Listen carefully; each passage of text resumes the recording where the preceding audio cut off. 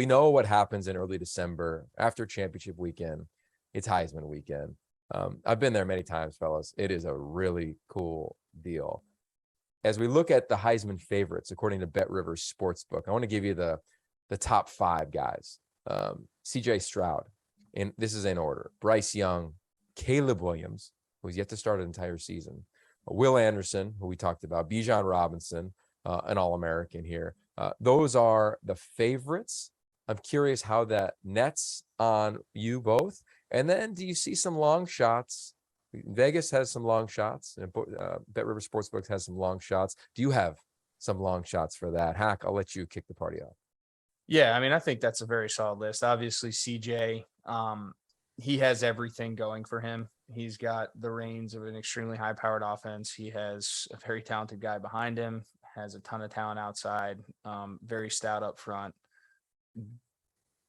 Thought played fantastic last year, even in the losses. Very rarely do you see a kid that young go out there and throw for 400 yards against Oregon and lose, especially at Ohio State. That's not something they're used to doing. But I love that. I think Bryce Young's another. Obviously, you can't knock the reigning Heisman. Caleb, going to be interesting to see. I think you made a great point, Yogi. Hasn't played a full season yet. That's always kind of a wild card there. Will, dynamic as ever, but I think it's really tough to get a defensive guy to win it. I think it's super, super hard. Bijan, though, I really like Bijan. I think for all the reasons that Trevor kind of touched on earlier, he drove that team last year to what success that they had with really little to no help. And if he can get something, which I think he will be able to this year, get some help and alleviate some pressure, I think he's a guy who could really jump from kind of the bottom of this pack to up to the top as the year goes on. But I think it's a very solid list. Obviously, thanks to our great sponsors at BetRivers for putting this together for us. Really looking forward to seeing these guys get the season kicked off. It's always so hard. Like when you're talking preseason, I don't know about you guys, but like being a former player, all this hype doesn't really mean much to me. Like I want to hear the pads crack. I want to see who shows up week 1 and who can show it. So that's what I'm most excited for. I think Hack's ready to throw a few back and watch a little college football. What do you say, Yogi? I'm telling you, pads cracking. Let's go. I love it.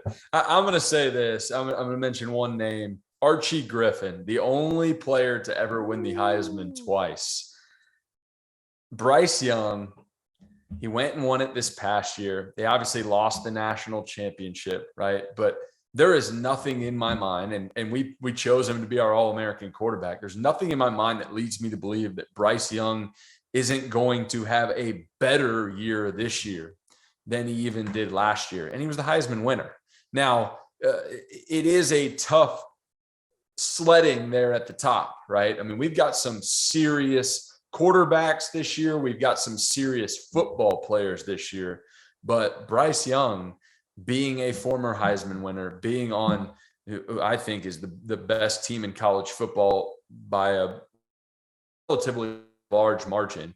Hack would argue with me with Ohio State potentially because he's a Big Ten homer, but he's in a great position to go make a run at this. It's interesting, though, because as good as I think Bryce Young is, I don't know, outside of Archie Griffin, which his stats where you can make the argument there. Did he deserve it? Did he not? Certainly one of the best college football players. That's not what I'm saying. But is he the next guy to be a 2-time Heisman winner? I don't, in my heart, I say no. But with everything that he has in front of him, I say there's certainly a good shot there. You know, what's interesting. I'm a Heisman voter. I've been one for probably the last 5 or 6 years. And I'm often reminded, and when I got it, I was like, let me do some homework about this award. And the award is defined as the student athlete who exhibits excellence with integrity, right? It's not best quarterback. It's not. It's what player displays excellence with integrity. And I think it's become a quarterback award, right? We'd be foolish if we didn't recognize that for the most part in college football.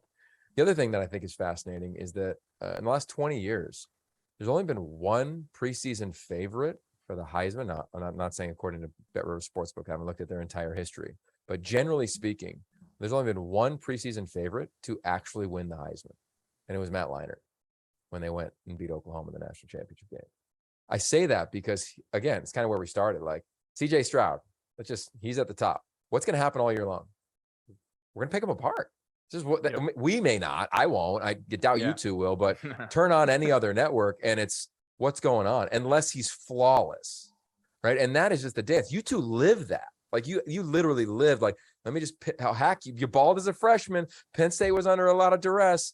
Okay, now you're a sophomore. You lose your coach. Let's see if we can pick this dude apart. Like, that's just kind of the game. I hate it. I do not appreciate that part of our craft. But when it comes to Heisman, you can't tell me Andrew Luck wasn't the best player in the country when he was the quarterback. Like, you just can't say it, right? So it doesn't go to the best player who displays excellence with integrity. Like, it goes to who has a Heisman moment in November. And Christian McCaffrey, and I'll say this to all my fellow voters, 15% of you had already cast your vote prior to him playing in the Pac-12 title, where he ran for, I think, he had over 350 combined yards. Like, you have to respect the award. Like, versus like, yeah, let's just see what the Heisman tracker has. Oh yeah, I'll say that's the guy this week. Like, I think there needs to be more of a nuanced study to it. I would love to cut the voters, even if I lost my vote, make it 100. Like, there's like 900 voters, bro. That's interesting. Like, that's something that I've always wondered, like, what is in their brain when they're watching it? Because to me, I think you bringing the actual definition of the award out is unique, but to me, it was the most valuable player, and you got to eliminate wins and losses. Like, who's the guy that's going out there and is making a difference both on and off the field for their football team consistently, and who can carry the weight that comes with that and everything that comes with that. And I think that's a great point. And I'd be interested to see you do a little bit more, Yogi. I'd want to dive in on that with you at some point in time. Yogi, can I put you on the spot for just a second? I'm going to ask a question to you. You mentioned 4, 5, 6 years that you've been a voter. And I don't want you to call anybody out or anything like that if you're not comfortable doing so, but do you think that the voters have gotten it wrong one or more years since you've been on the voting committee? And who might it have been? Oh yeah, 1,000,000,000%. Christian Hackenberg. I mean, dude broke every record. Like, I mean, I don't even know how. Who won it that year? Who won it that year? Derrick Henry. Okay. Like, I just don't think, to the point of like best player, best team, or a guy who, I don't even think it's close. You break Barry Sanders' rushing record. Like, you break so many records in like the history of our beautiful sport. And I was there that day with him. I was watching it. I was with his family. Like, I was just like, wow. Like, we're talking about Stanford.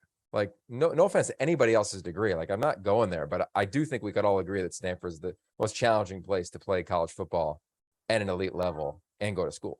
Right. Yeah. And I think that was an abomination. And I would tell that to everyone who voted prior to the vote. Like, you just disrespected the vote. Like, in my opinion, and I've said it many times since, you should have your vote revoked. Like, it's just a slap in the face of the history of that award. And look, you guys have been talked about around that award. I've just voted for it. I went there when Reggie won it. I went there when Marcus won it. I went there when Bryce Love was up for it. I think I'm going to go there this year if Utah does what I think they will, and Cam Rising is the catalyst. Like, it's beautiful. And I feel like sometimes it becomes lazy. And that's why I've got a 10-point process. I'll share it with you guys on our next time we do one of these lives, of like what goes into it. And I watch it like that. Like, hey, what does this guy do? How does he change his team? What is his dynamic like off the field? Like, because I think the award deserves it. Because if it was one of you guys, like Hack, I've known you since 15. If I just was like throwing it together and you're up for the award, I couldn't look you in the eye and be like, yeah, sorry, bro, I picked so-and-so. Yeah. Like, right. I don't want to say this is why. And that's what I love about the game that we have. So there's my soapbox moment for this evening, fellas. I want to say thank you. We're going to wrap up here to everybody listening and sharing and commenting on social media. For you guys, man, this has been a blast for me to connect with you. I appreciate the thoughtfulness you brought in the preparation to the All-American reveal.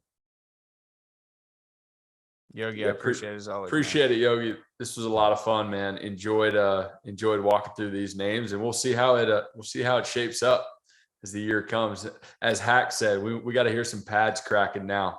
Yeah. Okay. So the next step for the three of us, I'm going to go to the 50. I'm at the Collie next weekend. Hack, I want a sweet photo from that beautiful backdrop you have, right? When pads are cracking. And I want to see the 75-incher. If you don't have it already, then like you need your like post-playing NIL deal. Can we make that happen Let's here go. at the Field of 12? For me, the greatest win of the night was that last night, my 7-year-old fell asleep on the couch watching the show. Now he's awake. So I'm going to go hang out with my little dude. Hope you guys have a great night. Thanks again for watching. This was your preseason All-American team brought to you by BetRivers Sportsbook here at the Field of 12. Stay safe, fellas. Peace.